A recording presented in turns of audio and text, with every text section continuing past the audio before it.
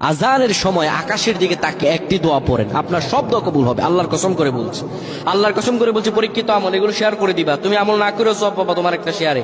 এটি যদি শুনে অন্য কেউ আমল করে তুমি আর সওয়াব পেয়ে যাবা। আজানের সময় যখন আজান হয় তখন আমরা কথাবার্তা বলি, এগুলো অনুচিত। আপনি আজানের সময় আকাশের দিকে তাকিয়ে একটি দোয়া পড়বেন। এই দোয়াটি আমরা অনেকেই পারি। এখন বলবেন হুজুর কমন পড়ে গেছে দোয়া।